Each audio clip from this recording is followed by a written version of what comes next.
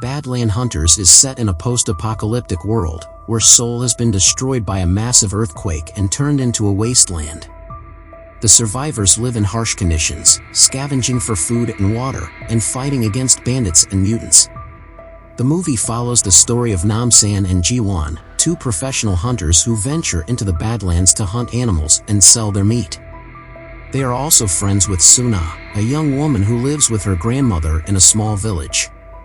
One day, Suna and her grandmother are kidnapped by a mysterious gang, who take them to an abandoned laboratory. There, they meet Dr. Yang Ji-soo, a mad scientist who survived the earthquake and has been conducting experiments on humans and animals, trying to create immortal mutants. He also reveals that he is looking for his daughter, So-yeon, who died in the earthquake, and that he believes Suna is her reincarnation. Nam-san and Ji-won, who are worried about Suna, decide to rescue her and track down the gang's location. Along the way, they encounter many dangers, such as mutated creatures, traps, and soldiers. They also meet Eun-ho, a special forces sergeant who is on a mission to stop Ji-soo and his experiments. Together, they infiltrate the laboratory and fight their way to Ji-soo's chamber. There, they find Suna and her grandmother, who are hooked to machines and injected with drugs. They also see Ji-soo, who has transformed himself into a monstrous mutant, with tentacles and scales. He claims that he has achieved immortality and that he will make Suna his daughter again. He then attacks Nam-san and Ji-won, who try to fight back with their weapons and skills.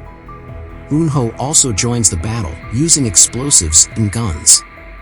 The final showdown is intense and violent, as Ji-soo proves to be a formidable enemy, with super strength and regeneration.